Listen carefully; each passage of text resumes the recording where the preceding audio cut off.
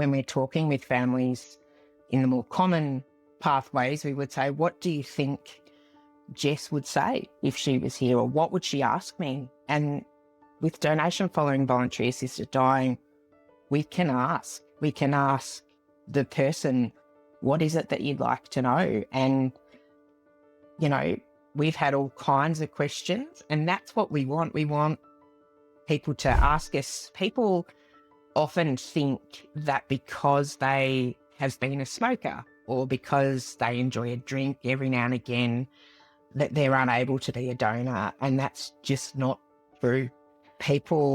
There are really very few exclusions for organ donation, and we assess every person on their own individual circumstances at the time, because it really is dependent as well on who is on the waiting list at that time. I think a lot of concern is around if people are considering organ donation, does it actually influence their decision to take that, or does it even influence their decision to access it? We have safeguards in place in certainly our Victorian process, and I know the other states that have undertaken this have that there as well, in that we won't formally meet with an individual until they have their VAD permit granted. Don't be caught dead. The show bringing stories of death back to life. Here's your host, Catherine Ashton. Today I'm speaking with Jess Amsden. She is a senior nurse who works in a new and unique role at Donate Life Victoria. Her title is Family Communication Nursing Coordinator, which has piloted the role nationally over the past 2 years. The role is progressive in the organ donation space in this country, as it is linked with supporting patients who wish to donate their organs after going through voluntary assisted dying. While VAD is not new in Australia, we've only had our first case of organ donation following VAD in 2023, in Victoria that was. Since then, the interest in the subject of donation after VAD has been growing across the country, hence the evolution of this particular role. Jess has an abundance of experience here and abroad in critical care nursing and education and other senior nursing roles, which have shaped the success of this role to date.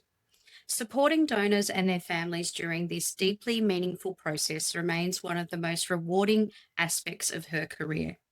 This role has two main areas of focus: organ donation following voluntary assisted dying, and providing coaching and support to donation specialist nurses in family donation conversations.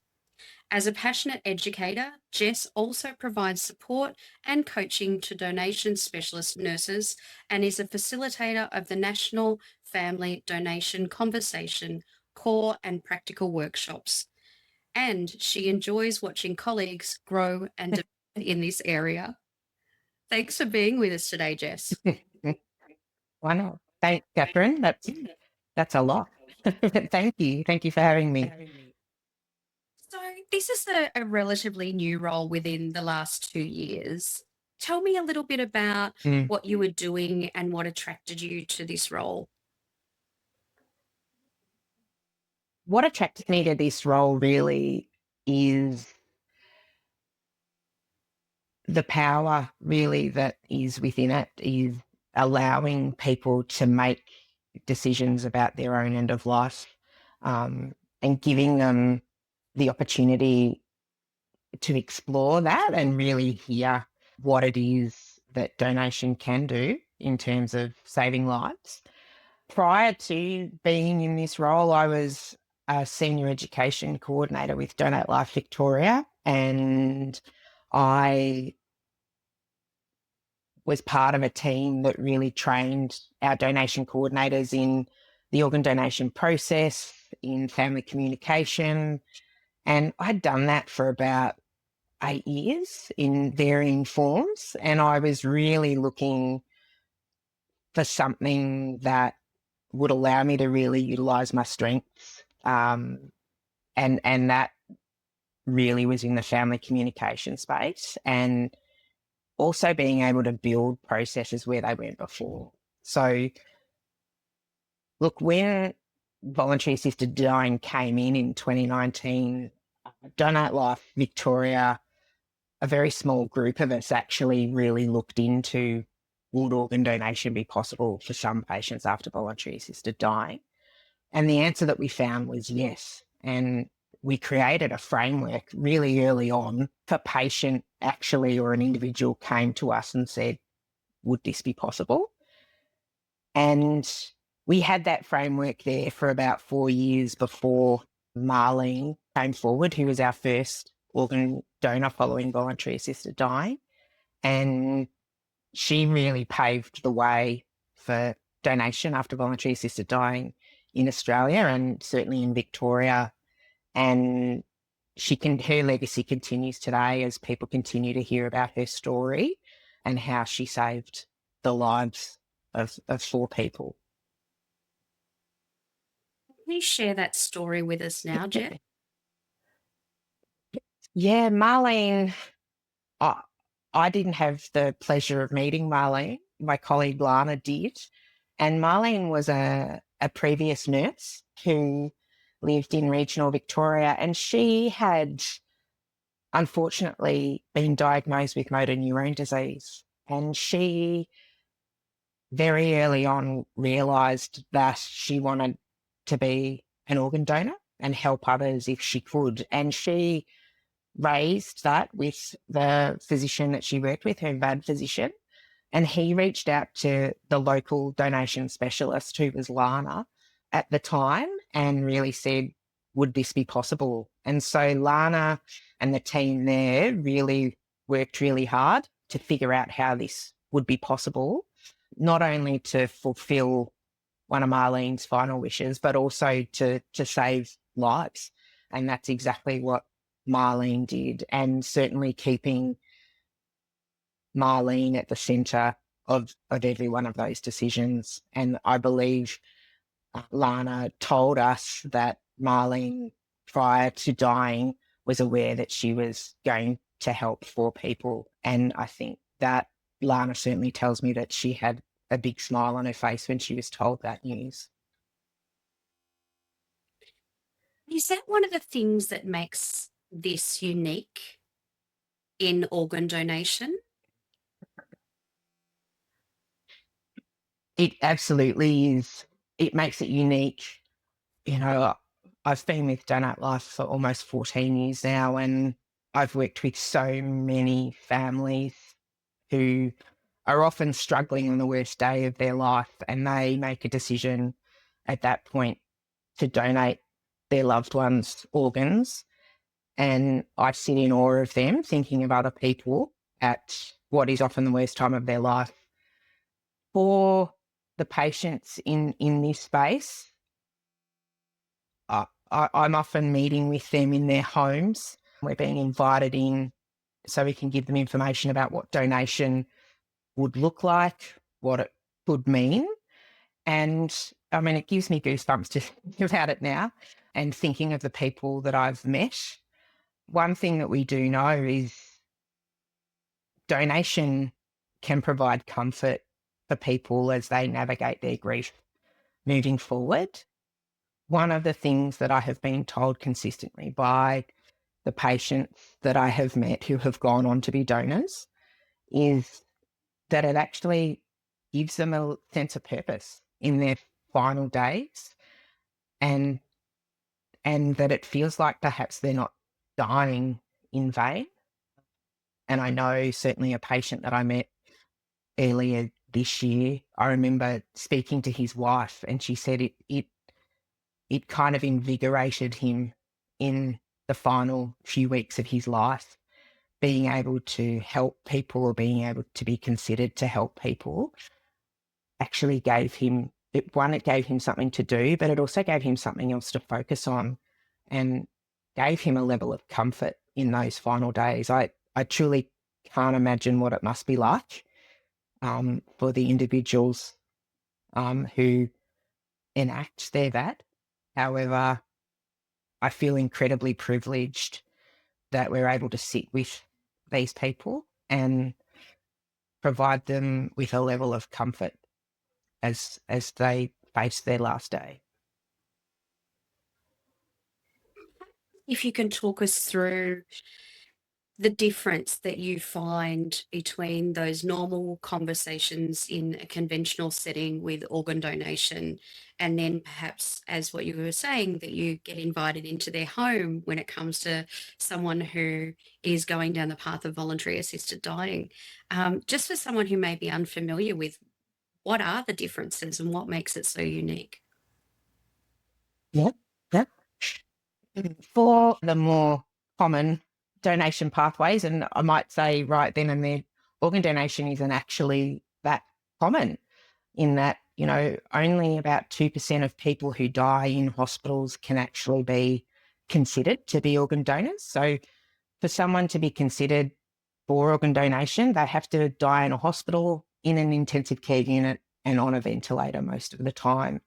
So often these patients will have had some sudden and catastrophic event that has happened to them, and they are being cared for in the intensive care unit. And our donation specialists are trained to raise the topic of organ donation once patients have transitioned to end-of-life care. And so we're often raising donation with families who are, again, often on the worst day of their lives. They are dealing with sudden and unexpected grief. They're often in a fog. They're tired. They're dealing with a myriad of different thoughts that are going through their head. And so we would raise the topic of donation with them and provide them with the information that they need to make a decision. And often they're making a decision for their loved one when they're actually not that sure what their person may want. So that's really one of the really important things that I know, certainly being within this space, the power of knowing what it is that your loved ones want around their death can be really empowering in those conversations. We know that, 8 out of 10 families will support donation when they know what their loved ones want, whereas only 4 in 10 will when they're really unsure. In this space, we're talking to the person themselves. So, often when we're talking with families in the more common pathways, we would say, what do you think Jess would say if she was here, or what would she ask me? And with donation following voluntary assisted dying, we can ask the person, what is it that you'd like to know? And, we've had all kinds of questions, and that's what we want. We want people to ask us. We'll tell them as much or as little as they would like to know. And we have those conversations. We can have them in one meeting, we can have them in a number of different meetings. And it is really is person driven, and in terms of the decisions that are made along the way to enable donation to happen, we are led by the person themselves. They retain the ability to determine when it is that they're going to have or enact their voluntary assisted dying. That's got nothing to do with us. We will work around that. And so we are there to facilitate donation if that is what they would like to do. And we will do everything that we can to support them with that, because we know what it can mean to save the lives of others, but we also know what it can mean to the person and their family. Tell me, what are some of the common questions that people ask when they're trying to make an informed decision? Oh, what do they ask? In this space, the most important things that people really need to know is that, and it certainly is a big decision for someone to be an organ donor following voluntary assisted dying, they will need to be in hospital when they die. So at this point in time, we're not able to do donation from someone's house, unfortunately. So it does change that. However, we know that not everybody would like to die at home. So that's something that people often ask. They ask us what else they have to do, and that is they need to have some testing done for us to make sure that it's safe for them to donate. And they often ask us, what can I bring in to the hospital to make it personal? Can my dog come in? And yes is often the answer. We'll do what we can. Can my family be with me? Yes, absolutely they can.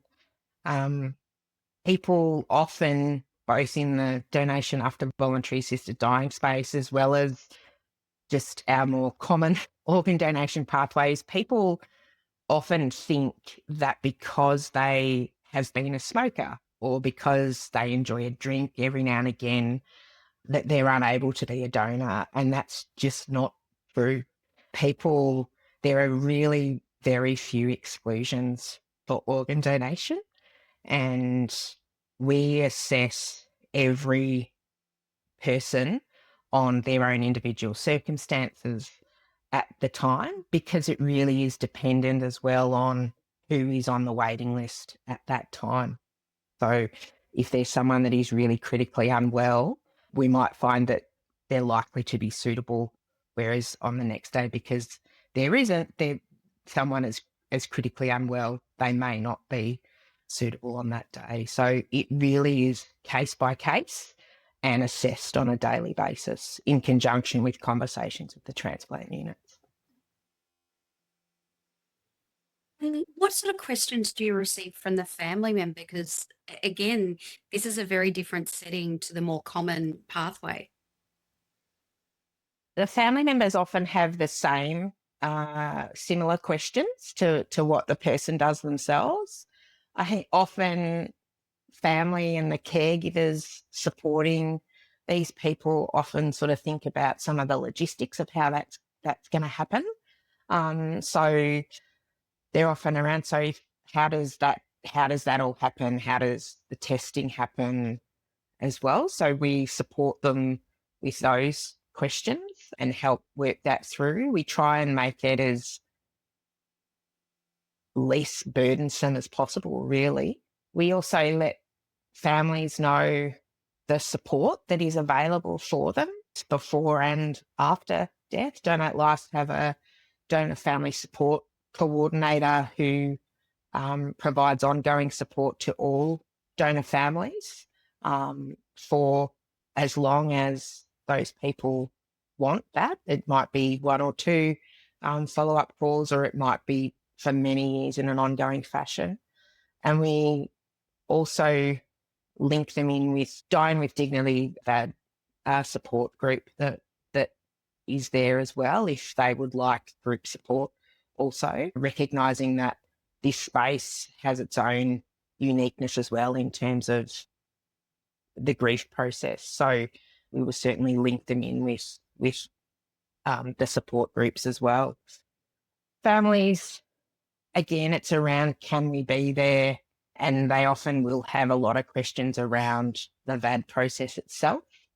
And whilst we are aware of what that is, that's certainly not our remit. So we work very closely with the VAD clinicians and the VAD nurses and navigators, and we would steer them to chat with them to answer those questions, recognising that that's their area of expertise. Their mind often goes to what happens on the day and what do they have to do on the day as well. I'm also thinking that there'd be questions from the family members about what happens to the body afterwards as well. Like, how long do you have the body for, and then when can it transfer over to the family? Yeah, and they do have those questions, most certainly. The answers to that is the individual is, once they have they've enacted their VAD and they have died, they're taken to the operating theatre.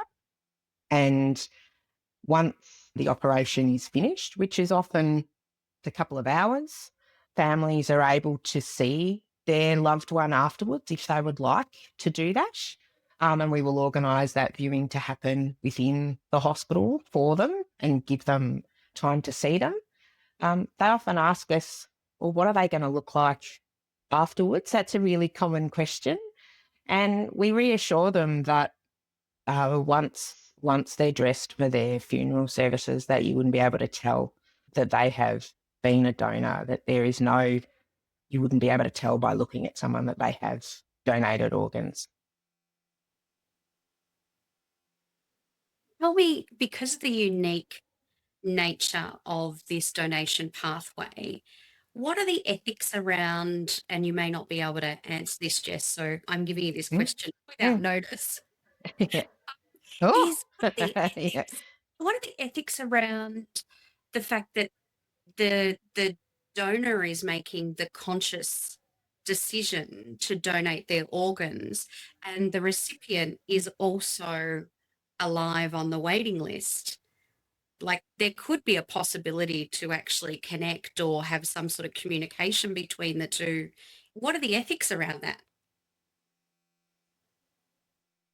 The way that our process works is that it is completely confidential. Organ donation is completely confidential in that when we talk to transplant units, regardless of the pathway, it's completely confidential. We don't use identifying information in any way to them.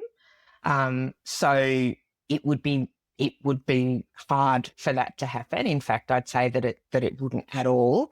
But also in terms of the confidentiality there, the decisions that are made around the potential recipients is that they're often not told until a day beforehand, before the patient is going to come in and enact their VAD.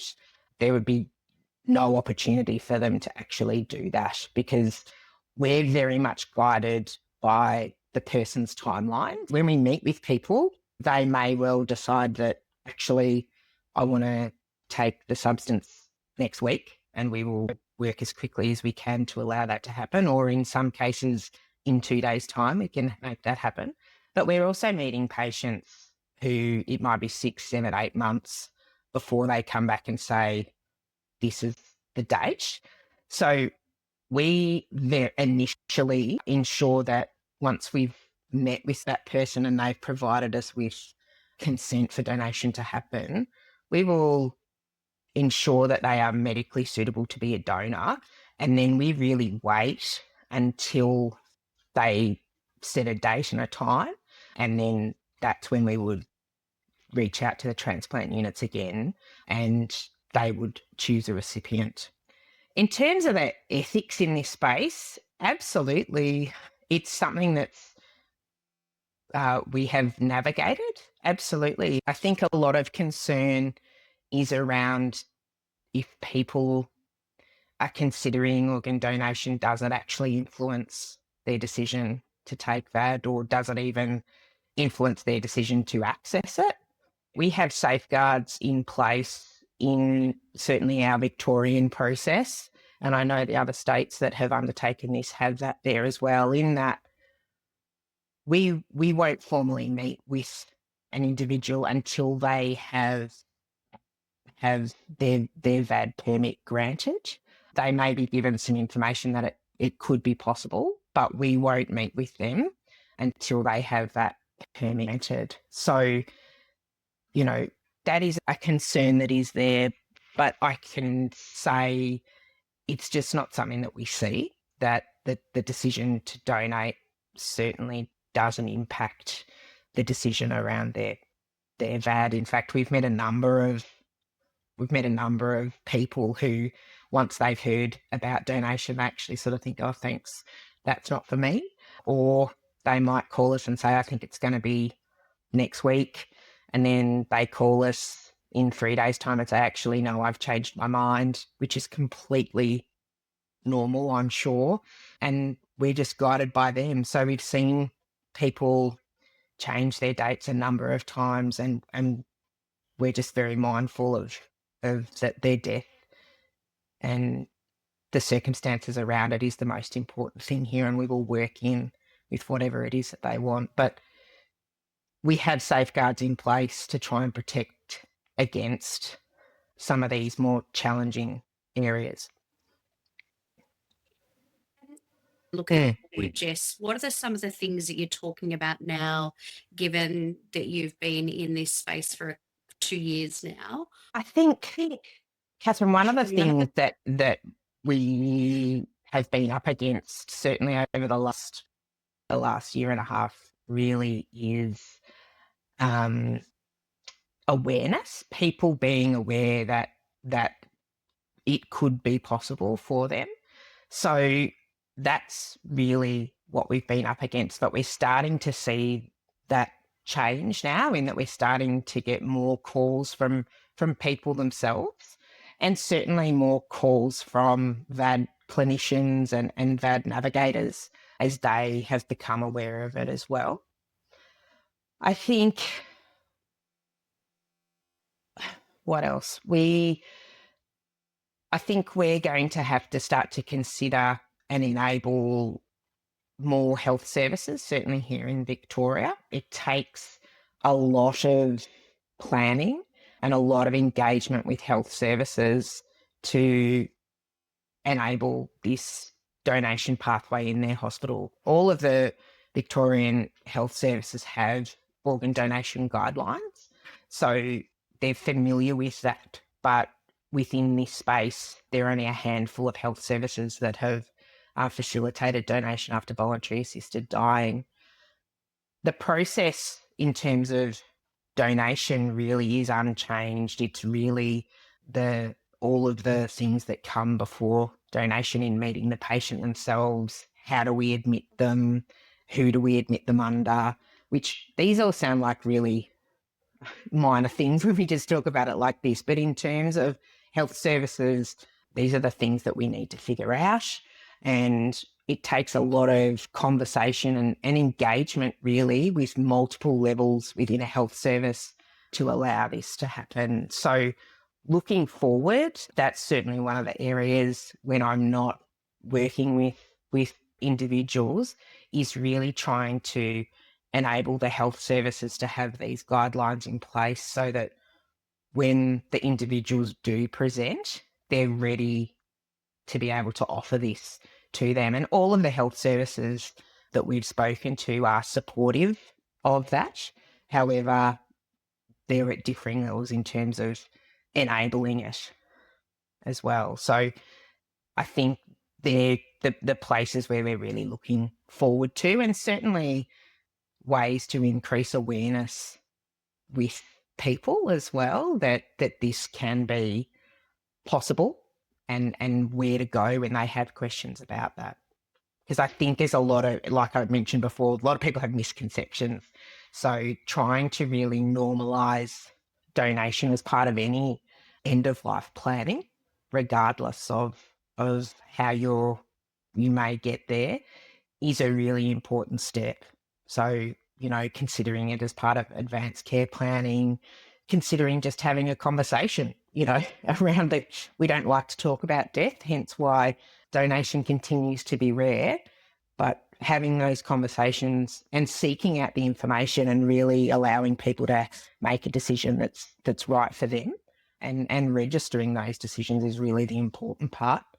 And yeah, I think awareness building and enabling our health services are really the keys, certainly for us here in Victoria. Let's just talk through some of those pathways. So if someone is interested, where is the best place for them to, get the information so it's accurate, and registration, how do they do that? Yeah, great questions. So if someone is interested in getting more information about organ and tissue donation, they can go onto the Donate Life website, which is donatelife.gov.au, and have a look on there. There's a lot of information about organ donation on there. If someone is considering organ donation following voluntary assisted dying, I'd still recommend you go to the Donate Life website. What you could do there is have a look for your local state-based Donate Life agency and contact them for specific information. We do the initial screening donation as well. So someone like myself would be able to have a conversation with you over the phone and potentially give you some broad information. We also have a resource which we can send out as well. And the other place really is your VAD clinician, your VAD navigator as well. They'll be able to assist you as well in who best to contact, or they might be able to contact on your behalf as well. In terms of how do you register, it only takes a minute or two to register, and we really would encourage people to get the information that they would like about organ donation and to register again via the Donate Life website, donatelife.gov.au, because we know that, there are at least 2,000 people waiting for transplants here in Australia at any one time, and their only chance at survival is a life-saving transplant.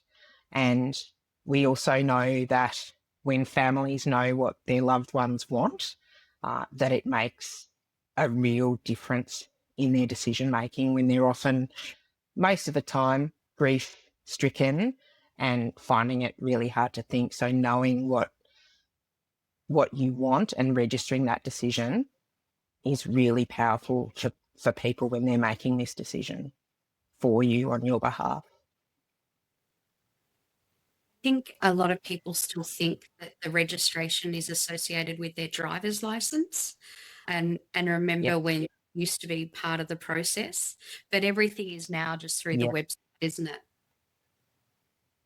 It is linked to Medicare as well. So if you happen to find yourself there, you will also see a tab which will link you through to the Donate Life website. But yes, the license is very much, it's one of the things that we're often asked.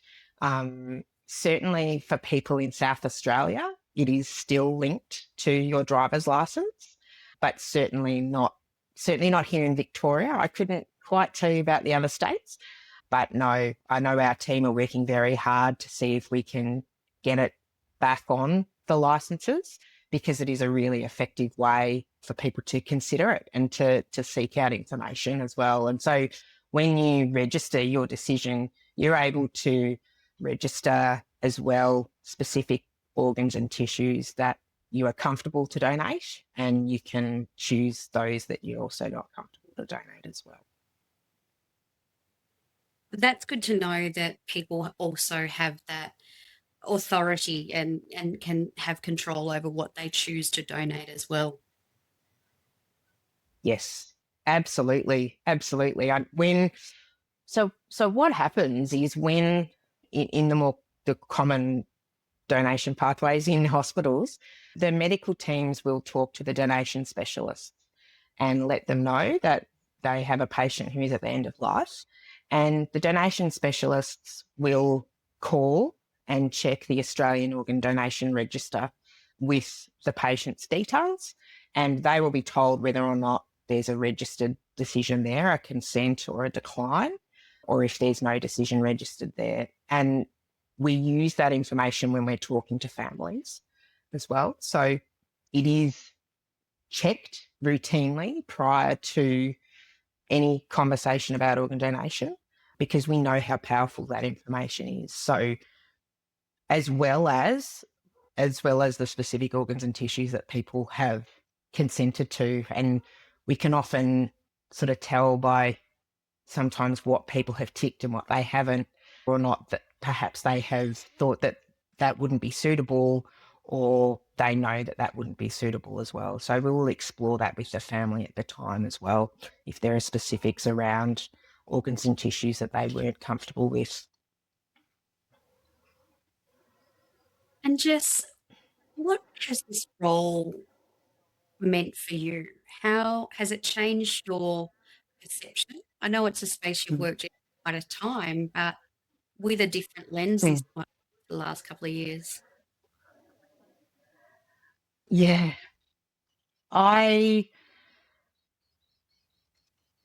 This is an incredibly special and meaningful space, and I feel incredibly lucky on a daily basis to be working within it. I am constantly humbled and amazed by the individuals and the families that I meet who are thinking about other people in what is the worst time of their lives. And it is really hard sometimes to sit in front of people and talk about organ donation and what may happen after they have died. And that's really hard to talk to with people. You know, it is often not a dry eye in the room, and that includes me. I don't think you could be in this role if you didn't have a level of empathy and compassion for what people are going through. I've been in this space for as long as I have because I can genuinely say I learn something new every day, and that might be a fact about donation or transplantation, or it's often a perspective, someone's opinion, someone's thoughts on something, and that always just gives me food for thought. And I guess some days, on the tougher days, the fuel to keep moving forward, knowing that by offering this and being in this space and making a path forward in this space really allows us to offer the opportunity to more people, but it also offers us the opportunity to save more lives through organ donation. It is the most rewarding part of my career, and it leaves me speechless, as you can see, when I think about it. And there's still so much that we have to do, that we want to do, to ensure that people get the information they need to make a decision. But it's certainly one that I'm really driven about and willing to push forward and really have the difficult conversations, not necessarily with the individuals, but with people who are perhaps against it and really understand it and unpack it. Because when it comes down to it, this is about people having information about a choice and allowing them to make a decision. That's what I firmly believe, and I've believed that for a long time in this space, but certainly once I stepped into this role, that is what this truly is about, is about us allowing people to make decisions at the end of their life, and ones that will change the lives of other people and their own whilst they're still here. Some of those challenges that you come across? Some of the challenges that we come across, I think, are, when people perhaps don't have they don't have the same opinions or the same thoughts on within this space, and that's completely fine. I guess some of the challenges are when it moves beyond being an opinion and people sort of step in the way and sort of block the process from happening at all. They're the main challenges as well. I think the other challenge as well is being able to look after ourselves as clinicians. The clinical team of donation specialists that I work alongside in this space, the patients that we work with, we might work with for over months or be in touch over months, and that can take its toll on us as well. We meet the people, we develop some level of rapport with them, which again is very different to the common donation pathways. We often don't get to meet the patient because obviously they have died. So that's another challenging part of the role, and being able to step in and out of that in our roles as donation specialists, where we're very much there to facilitate donation, but we're also there in a caring and compassionate role, and being able to step in and out of that and compartmentalise, a lot of us are very good at, but that can take a toll. So being able to look after ourselves as well. In terms of the challenge that I talked about first, we're starting to see that change, and people recognising that this is about someone else's choice. It's not about their choice. So I'm very glad that is changing as well. Tell me, what are some of the things that you do for yourself, Jess? I do for myself. I have two young children, Catherine, who bring me back to earth very quickly. I have a very supportive and understanding partner as well, who is a very good sounding board for me. He's certainly not medical or in the healthcare setting, but he always listens, and is a shoulder to cry on when it's needed. It's making me tear up now. I have some wonderful friends as well, who I lean on. It sounds a bit cliched. Going for a walk for me is sort of fills up my cup. I have two dogs as well who I love dearly, and coming home to them as well is really often fills my cup, just playing with them and the kids as well. But the kids really do bring you back out of your own head, that's for sure. But between family, friends, the dogs, and moving and getting outside, they're the key things that I do to take care of myself. And I love laughing. I have a very sarcastic and dark sense of humour at times, so I find tapping into a favourite comedy, or just laughing at something silly, is some of the best medicine, certainly for me. That's for sure.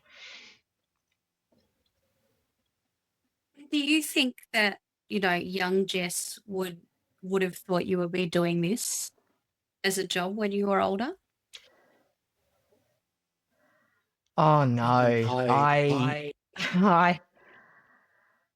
look, I wanted to be it sounds very cliched. I wanted to be a doctor, Catherine, when I was at high school, and I wanted to be a doctor. I always knew that I wanted to help people, but I certainly wouldn't have thought that it was in this space.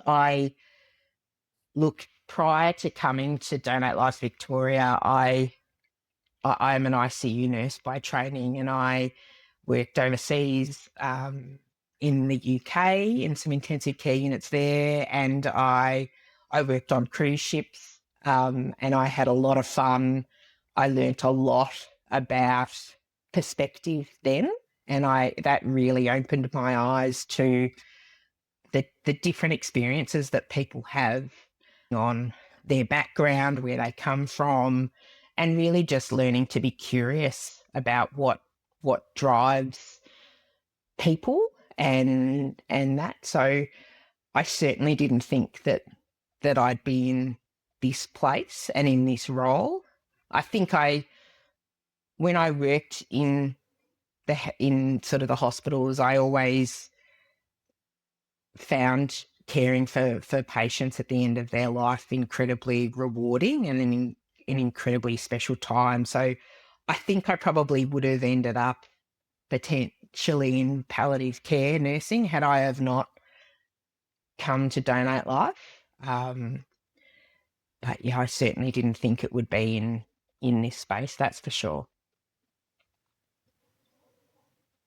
Tell me, we haven't talked about the work that you do at improving others within the space. about how they have Yeah. conversations with families. Tell us a little bit about the program that you run on that side of things. So, yeah, the other half of this role really is supporting our team of donation specialists within the family donation conversation space. And that really is, we have a fantastic training program here in Australia on raising donation. And part of my role really is to help support and develop those skills with our team. And so really sort of continuing to build their level of confidence and how it is that we can explore the many reactions that we get when donation is raised, and to allow really the opportunity for factual information about donation to be shared. So I will work with our team. We run reflective practice meetings every couple of months where our team can share a conversation that they've had, and they reflect on that using an education cycle, and are able to work through what went well, what didn't go as well, and they're able to work through what they would do differently next time. And that's really been helpful for the team to hear about the experiences, because our donation nurses, when they're out there, they're really working by themselves. They're working with the intensive care teams, but they're not working alongside each other.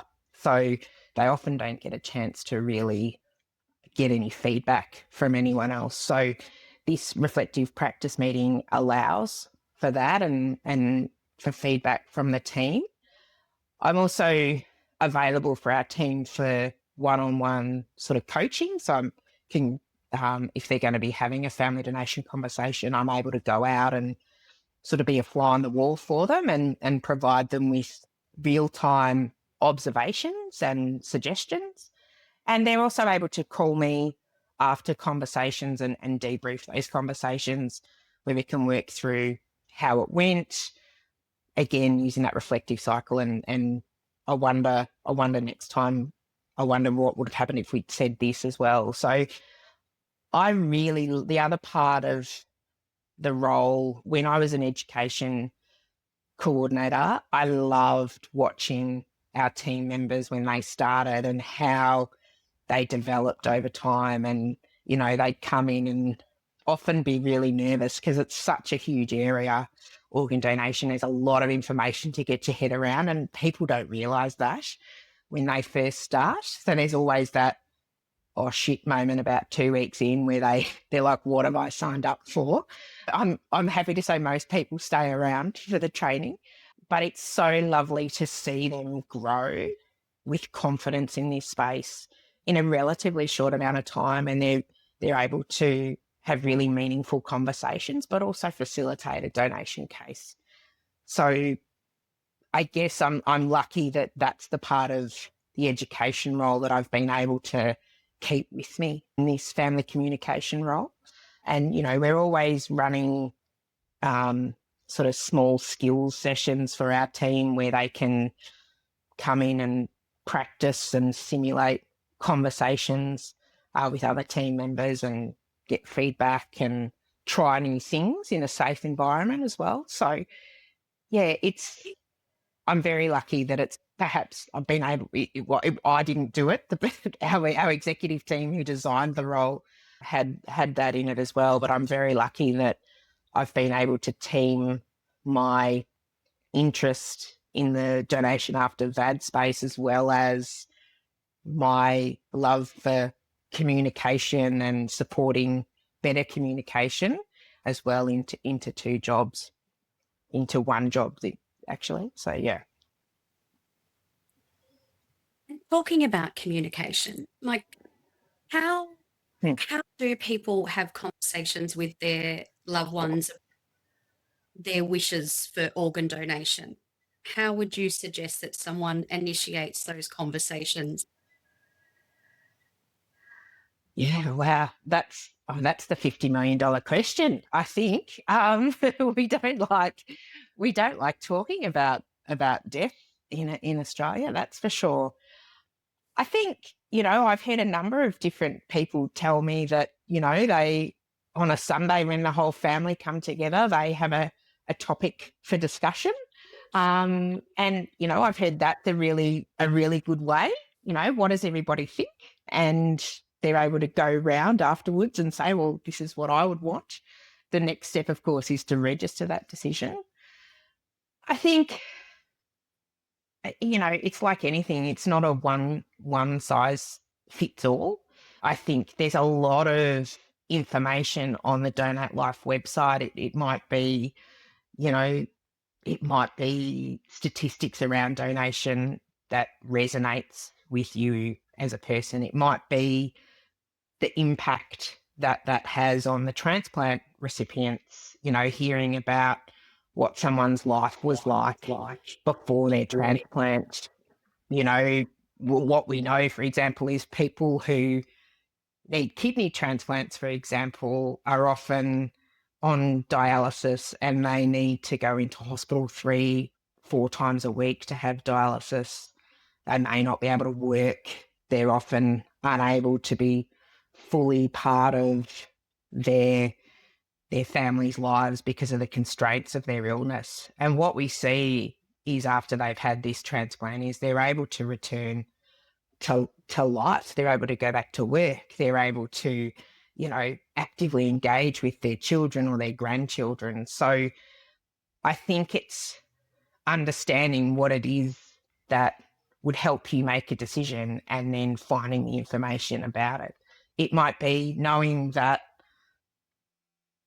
your loved one being a donor will give you a level of comfort, that there is an element of legacy in them becoming a donor, So as you navigate that grief, you may well get some comfort from the fact that they've been able to help other people. So I think getting the information that you need to make a decision and then tell your family that that's what it is that you would want, because it makes a difference. It really does for those families when they're asked, when they know what their person wanted, it makes a real difference. And that's just as powerful if it is a yes to organ donation as it is a no.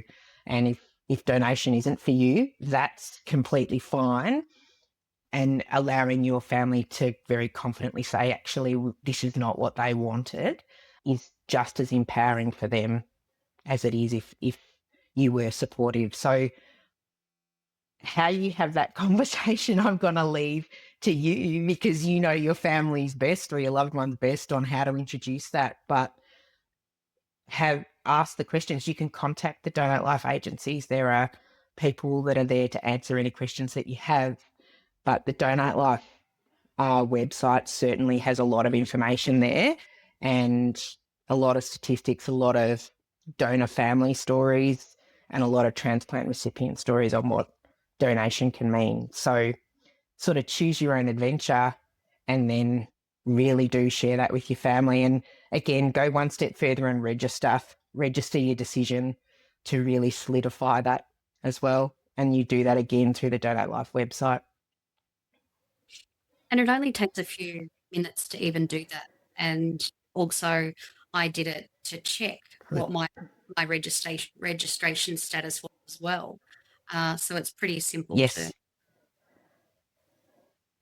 Yeah, it is. I think it depending on how tech savvy you are, it might actually take less than a minute. But absolutely, it really doesn't take very long at all. But it is an active process, so you have to go on there and put in your details and click what it is that you. If you are registering your consent, then you need to actively do that as well. So yeah, it is very simple. Is it something that can be done on the phone if someone isn't as tech savvy? That's a good question. I don't know if it can be done over the phone, but I do know that you can get like pamphlets. You can often get them from Medicare, or you can call the Donate Life office and they will send you out a registration form. and you can then send it back. I believe it goes to Medicare, and they will transfer the information from the pamphlet over for you. So so if you're not tech savvy, like you said, absolutely, Medicare have them. A lot of GP offices have the organ donor registration form, and if you can't find one there, just contact your local Donate Life agency, and they will send one out to you.